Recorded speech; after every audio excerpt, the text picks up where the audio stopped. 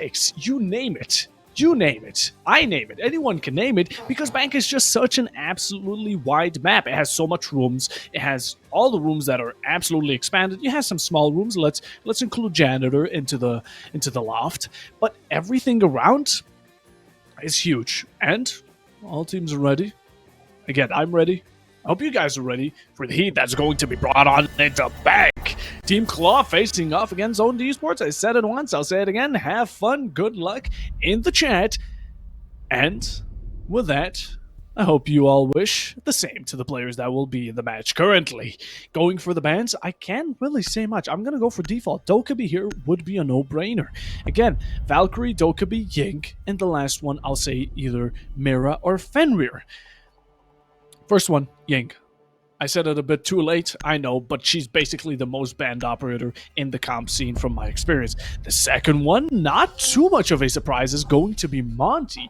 Now, Monty, of course, I would personally still consider Dokkaebi just because of how huge the map is and how much roamers can be a pain with how much rotations can be made.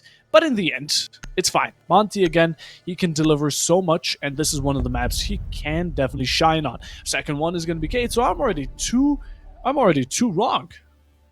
Quite bad, and honestly, I should have expected Kate. Just like previously, hatches here can be quite major, and quite major indeed. So Kate getting banned is definitely going to be reasonable, and the last one being Mira, so I'm going to be 2 for 4. Not the best 50%, but whatever the case ends up being, Monty and Mira and Kate and Ying, all of them completely fine bans. But we're going into round one, just slowly loading in. Talking about that, Dokkaebi, you want to take clear of roamers as fast as you can. Now, of course, you could go for a Jackal, you could go for a Deimos, but that does give conditions, such as, of course, conditions of you needing to enter the building, you needing to maybe scan the operator. It's the use of the ability, and you don't get any side, or should I say, passive abilities. Dokkaebi, on the meanwhile, calls the entire building up on her dial. Make sure if you're close proximity, and if the enemies have ears, or Dokkaebi's team in this matter, you are definitely going to get noticed. They're going to know the surroundings, they're going to close in on you, and you can maybe take off a player or two, but in the end, you're the one that's in a tight space. You're the one fighting in the corner. And again, Dokkaebi's a little passive. I would definitely consider not necessarily a passive, to be honest, but it is a little extra add-on. If she kills someone, hacks their phone, she will be getting all information on the map, and Valkyrie currently is available. So, a bit of a surprise that they're taking the IQ to maybe take out Valkyrie cameras in case they get the chance to steal that info from them. But whatever the case is, as of currently, we're just slowly pushing up. We have the Mira, which is going to be... Actually, not the Mira. Mixed up the Mira somehow with the Twitch. We have the Twitch, who's also going to be quite a deadly opponent. But we don't have much gadgets of own esports. I've just noticed we have basically no gadgets at all. Of course, everyone has a gadget, stim pistol, but we don't have any hackable, any destructible gadgets besides the Goyo and the Azamis. We have the smokes, which could count as that, but in the end they're just area denial. Doc Stim is definitely his own thing. Then goes for working Google glasses. Azamis barriers are going to be quite a tough thing to deal with. A lot of bullets going into the barriers, a lot of time can be wasted, a lot of information can be gathered from you just shooting at them, and even an opening for you to be shot back at. And the Goyo, again, kind of works the same as a smoke. Even if it does end up getting destroyed, which is the only way to get rid of it, it's gonna just waste 15 seconds of your time, and you cannot walk through that fire. Those fire and flames are exceptional. They are heated to an extra amount of degrees just to make sure you die the instant you touch them. But another thing to get in your head is going to be, I do apologize, the Twitch's name is not Anxinus or whatever I was thinking earlier. It is Anxious. I'm going to pronounce it correctly now. Do want to apologize for the bit of a misconception earlier. He's going to be popping off, starting it off. We're 17 on hand, which is an interesting pick for the Twitch, even though she has DF2. Finishing it up, Rika's is going to be getting one for himself. SMG-12 in hand. A second one coming on to the side of Owned, leaving 2 players down. And again, a very strong start from Team ClaW. Just like they started with Soul's Heart, they're going to be aggressive. They're going to be getting those picks, and they're going to be taking their chances whenever they can. Not going to be missing an opportunity for a split second. But Team ClaW, they need to start getting towards this execute. Bit of a random go-yo destruction from the side of Housie. It's going to be a questionable decision to blow it up. Hatches are getting slowly opened, and time has been wasted dearly. We also see the smoke, Yelak, in the side of Vault. Closing hold and holding close everything around Vault with his shotgun, making sure if anyone doesn't intend to drop, they're gonna have to go through him first. Backs off towards the side of Cash, and Vault again contested a lot more. We have two players. If the drop could be correctly perpetrated, flashes are coming down. There is a warden of all operators there, so it will be a good counter. In the meanwhile, double kill, a triple comes out. Abinu gets a triple alongside with the MPX. Howie with another of his own, dropping Team ClaW to the final player. Thomas with 11 HP on hand won't be able to do it, and Howie with the double, Bino with the triple, combining with a dual player ace, and getting their first round is going to be absolutely brutal. How quickly that turned around, how quickly that utility came into clutch. Even though the flashes were coming out, Howie has Google glasses. He can turn on the flash, the anti-flash detection, and he can make it work. He went through it, got himself a nice kill. In the meanwhile, Bino, I don't know how he manages to work it out, but gets himself 3 chains from one to another, connects the dots, and connects shots from head to head, managing to get a nice triple and just turning it all around. And Innocent went from a 3v5 to a 3v1. Absolute insanity. Even then, at the end, Thomas was close up to the warden, couldn't take the gunfight, and, of course, couldn't win it. So, with that in mind, let's keep this round going. Let's keep it rolling.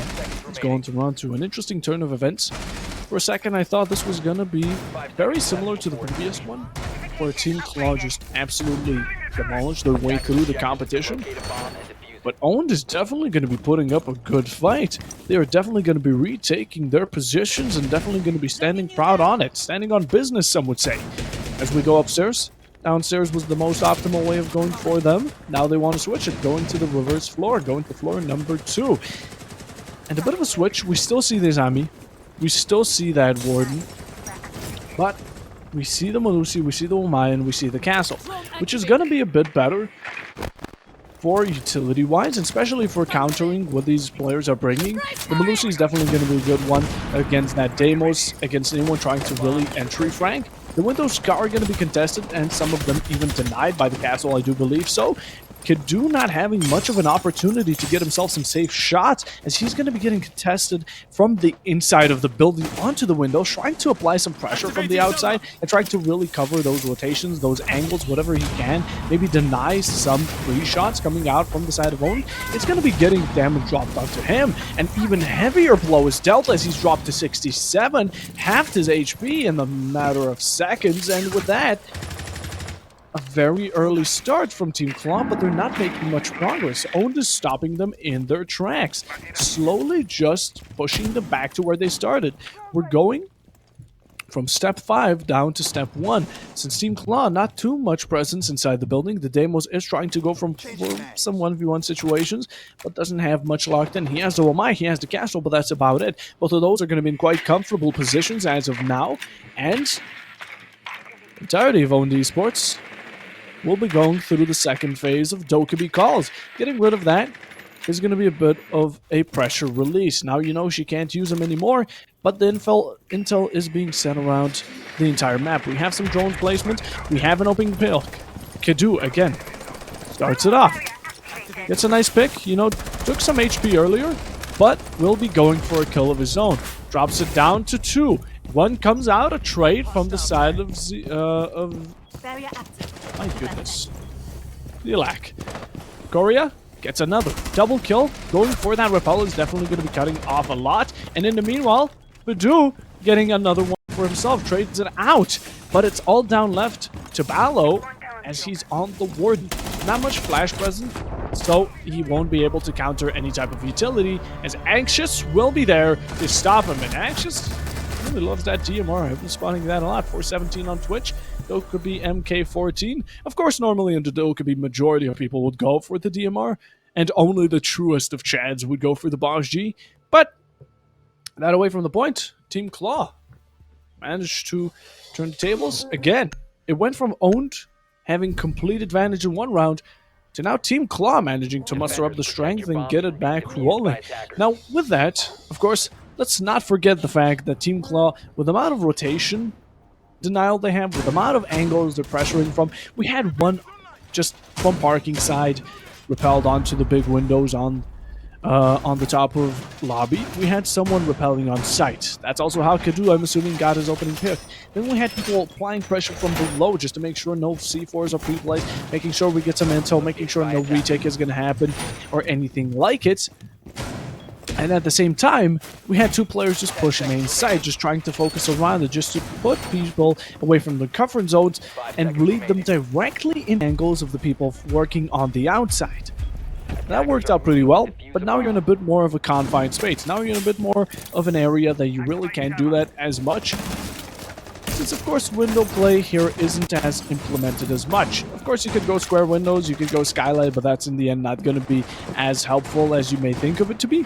And of course, lobby windows, again, could be very useful, but in the end, the site is completely barricaded off. You have one window, you have two doorways, and maybe a main breach on the side of archives, but that's about it.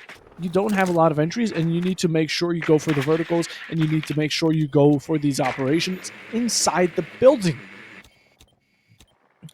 Now, with that in mind, they're only taking some time. Team ClaW definitely takes their time. This has been a major thing that I've been spotting. They don't want to spread things too fastly. They don't want to rush. They want to make sure that what they're getting is worth the time. They want to make sure that every single second is spent on something that isn't going to be a waste in the end. That's just going to further them towards the execution. The gunfight ensues, and it's going to be the winner from the side of Binu. Another one coming out from the side of Owned. A second one from Ballo, and it's going to be taking a bit of HP, but in the meanwhile, that refrag or that shot back is definitely going to be claiming him a bit more points in the current area, since not only is ClaW the primary fragger, also the Buck is going to be taken off. And like I mentioned earlier, this is a bit more vertical sided, so you do want to keep that in shore. You may want to check out that you have at least one soft support or at least one soft fragger to make sure that breaches are open. And that's not going to be helping by taking out Rikas. A refrag, of course, does ensue in a later second, in a later moment. But in the end, you don't have verticalities, you have no way of opening the floor up above the enemies, and you have no way of making this sort of rotation. In the meanwhile, Thomas is going to be taking things into his own hands, trying to contest, and just a bit more patient, he could be getting a kill, but I know, not going to be messing with any of it. He's going to be backing off, not going to be taking any risks. Doesn't want to check if anyone's going to be in archives. Could have maybe worked out since it seemed like Thomas was focusing his attention on something else, and that something else was the Azami. Gets it, picks it off, gets a second one, and is going to be continuing the shriek. The Azami barrier is going to be helping him out just a bit more, tries to nade it, and pushes directly into sight. The Legion Trap is going to be in his sight. It's going to be a thorn in his foot, but in the meanwhile, a drop comes out from the Legion. Ballo is now under the sight, and in the meanwhile, Mash is going to be in a contention with Anxious. Goes for the gunfight, lays down, starts sneaking around. Snickety Snake gets that SMG-11 out, and right beneath his feet, manages to finish the job. And another one going to Owned Esports, the second one. And it seems like very interchangeable rounds for these two teams. It was very close in the end. Of course, that Legion was also quite a major part. For the side of Thomas, he ran in, he wanted to sprint, stopped himself. The Legion goes into his foot, he's taking damage. His distraction is completely everywhere. You have someone in front of him laying down, the mute. You have someone on his right, he's challenging, who not only takes him out, I do believe it was the mute that finished him off, while in the meanwhile, the Legion drops one floor below, which, of course, in the end, leaves Team ClaW with one option. Take out the mute, try to go for a plant, one player is downstairs.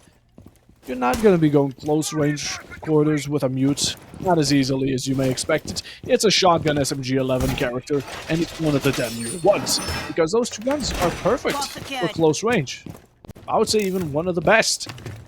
Of course, and that's going to be very good. But in the meanwhile, Team ClaW, they've got the second round.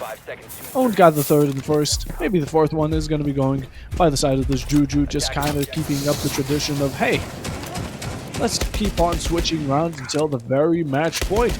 Or one of these teams is going to have a bit of a streak going.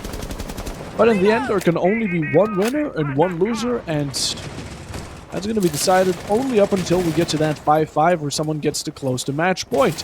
Now, in the meanwhile, not much of Brava is being used for Team ClaW, but that Twitch is definitely going to be coming in useful, as earlier with the Twitch you didn't have much gadgets you could get rid of. Of course, you could have also counted main cams, which would have been useful. Overall, don't want to expose yourself too much, just send the drone in, get rid of main cams, and the defenders aren't going to know where exactly you are, since it was the drone that shot him, not you. But right now, the Capcans are going to be countered by just a bit. Maybe even the Goyos could be taken out. Anxious. Again, early gunfights with him, 417.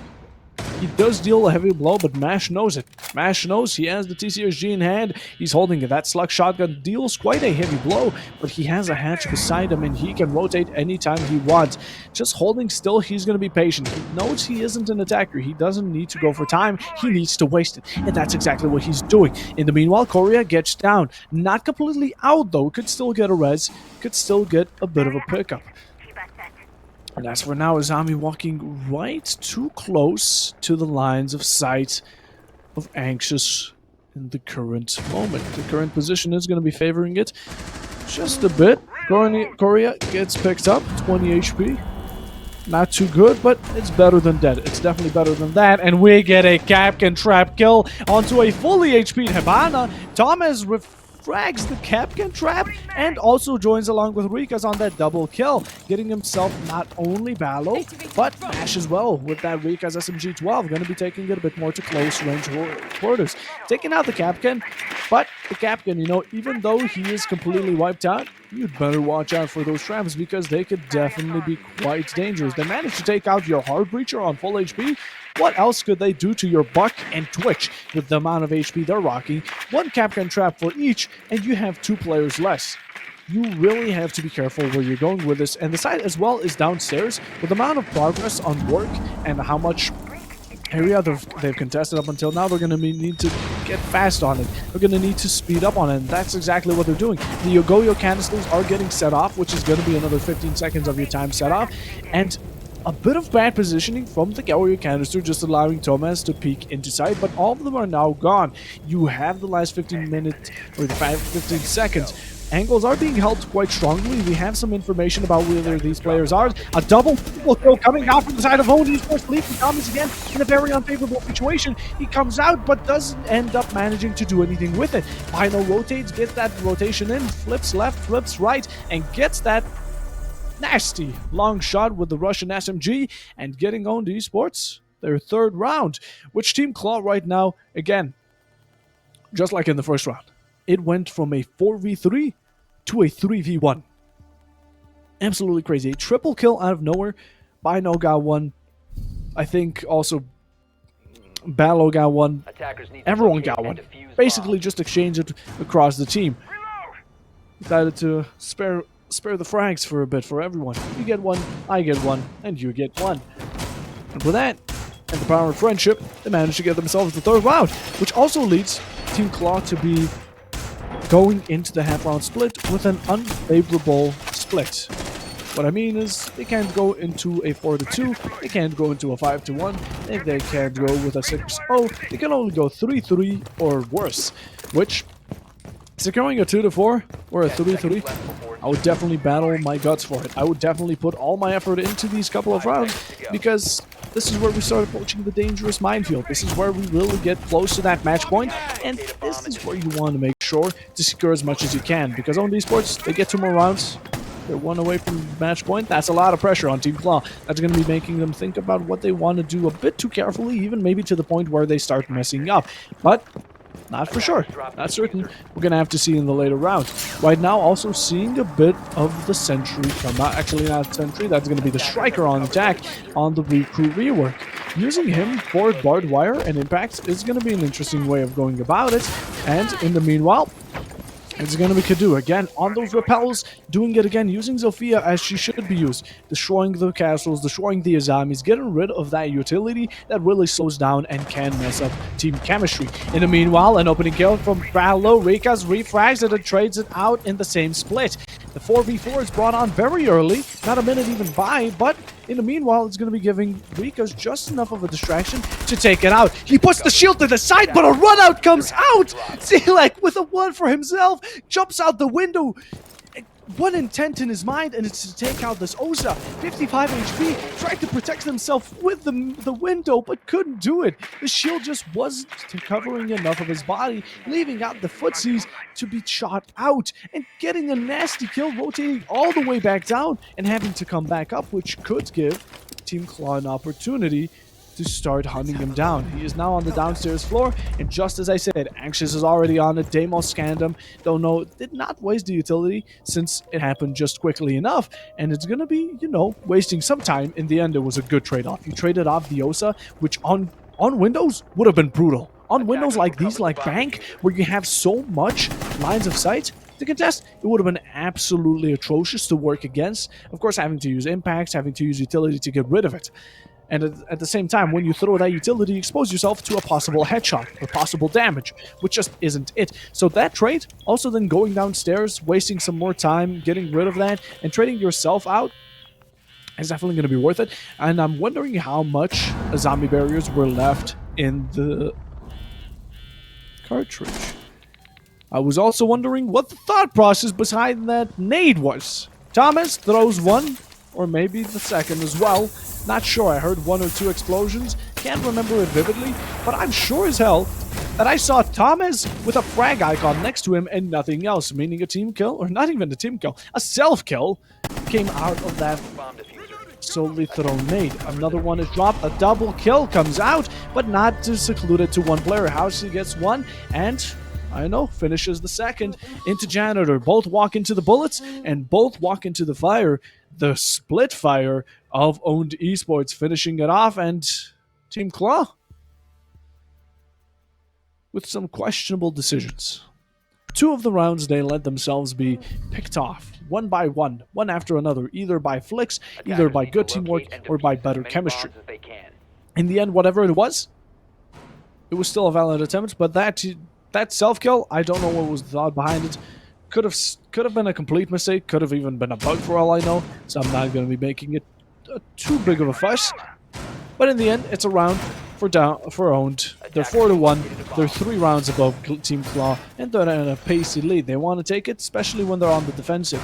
Could maybe even be returning the 5-1 score Team ClaW delivered to Soulsheart earlier. Could just be, that's still a valid option. We still have the last round, we're Owned Esports. My mistake. Owned Esports is on defense and Team ClaW is on attack. Of course, not counting the overtime. Going into it, we do see the Valkyrie as well come out this time, which is going to be an interesting pick. We have the IQ to counter it. Also, a bit of Grim action is going to be interesting to see, since I'm not very used to Grim being used here. Of course, Grim is an overall great operator.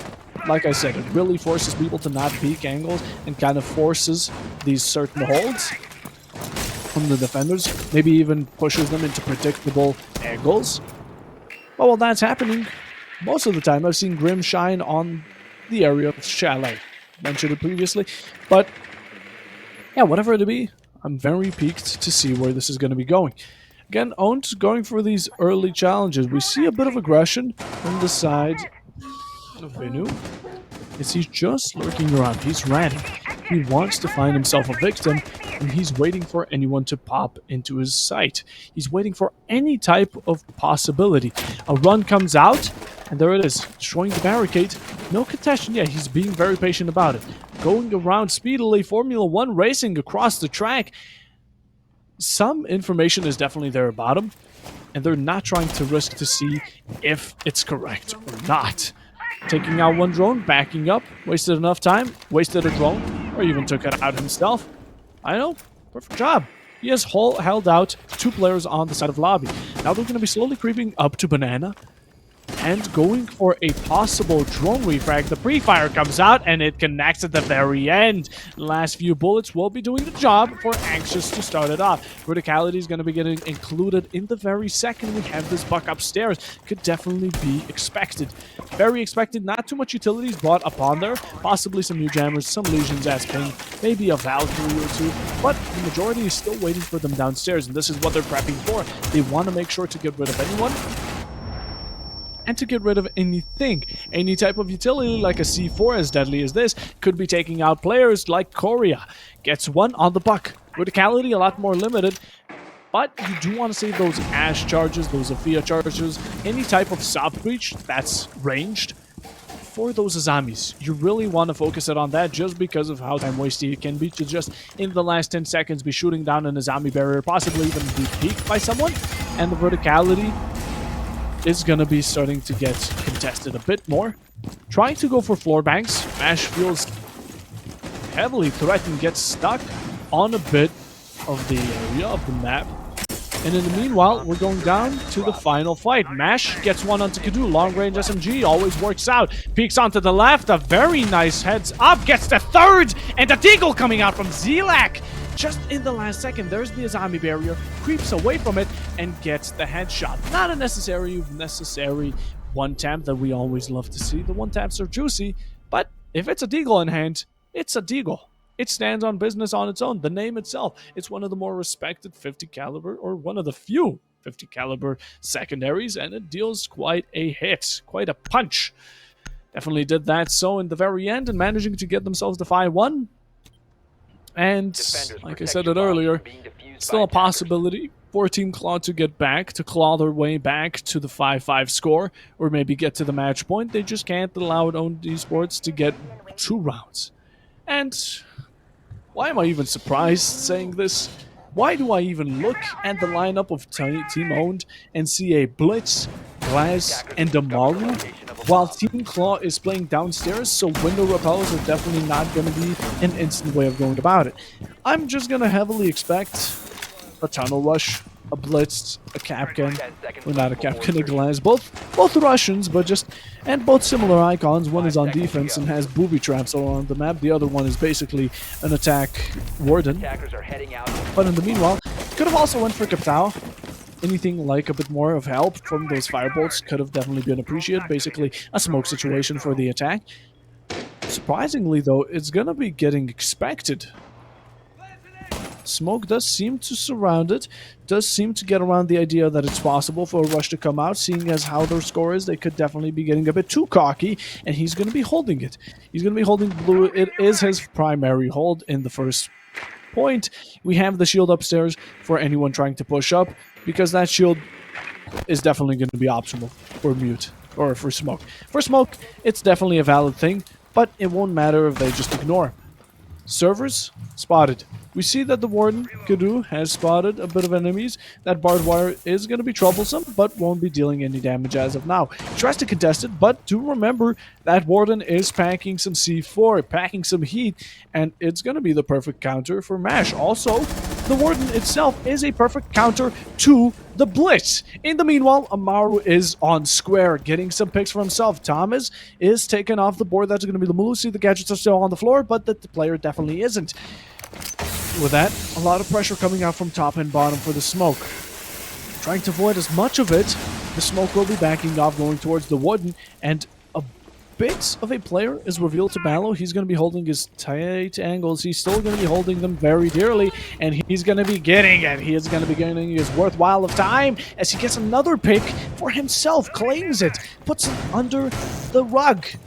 Like it never happened. Very quick, very efficient. They clear out blue. They see everything's good. Now they're ready to go for that plant. But do remember that Warden is still there. Even if you do end up going for that turtle strat, where you, as the planter is the shield, he puts the shield on his back, goes for the plant, you're protected. You can still get a Tootsie shot out. You can still have that C4 dropped on you, which would be quite a detrimental change, especially for a plant like this. but the smokes are coming out. The shield is being shot at, and the C4, as I mentioned, it gets a double kill. ClaW tries to challenge it. He's the glass going in against smokes, and Warden's looking through the glass. Bino comes out from behind. Zila gets one for himself. A 1v2 brought on to Riquez. He's trying to contest the hatch, but you have someone in the side of Vault. You have someone going towards blue. He exposed himself just enough, but it's a crossfire. He's getting shot from both sides. You have one inside, and there it is. Zelak finishes the job, gets the kill, rotates through that breach that was opened in the bit more early stages of the late game. And Owned Esports is now owning Team ClaW. Got their 6th round, managed to get it a 6-1, and is looking like a paste and copy of the previous match. Just like Team ClaW was very well performing. They were doing good, getting retakes. At the same time, managing to completely contest the area, completely contest the frags. Wanted to go somewhere, they went there. Either by the early game or by the late game. Whatever it was, in the end, they are controlling the game, and it is working for them perfectly. Even with an attempted rush, even with a glass on hand, running through the site with a Warden peeking at him, shooting at him, running into the smoke, and getting down by it. Owned Esports use that as a distraction at the end because you have someone coming up from behind.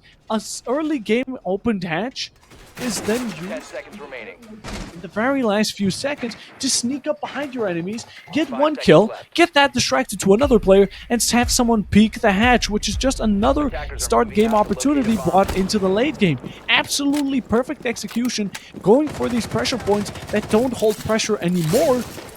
But besides on the early game, they opened them in the early game only for them to be used on the late game. They completely divided their pressure to somewhere else, tried to make it seem like it's kept there, and then transfer somewhere on a different basis.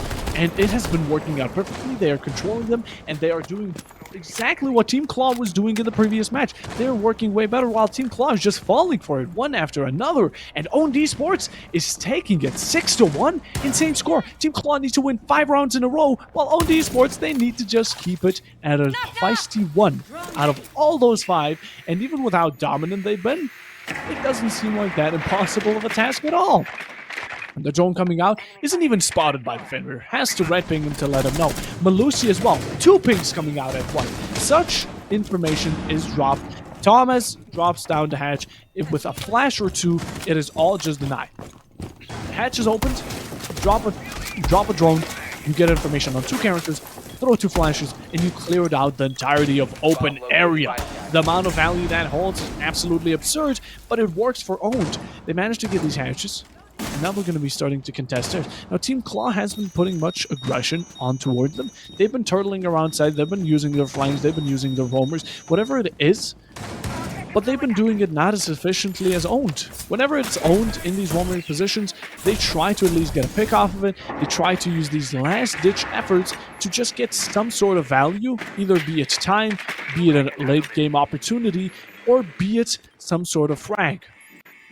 But Team ClaW, they're playing it safe. They're playing it way too safe, and it's working out for them. While also at the same time trying to be as patient, which is, again, a memorable and a very valid thing. And just like that, patience. Anxious, he was waiting for the peak. He waited for Gluck to look to the right. Didn't exactly know about it, but in the meanwhile, it's not going to matter. Oxy is going to be taken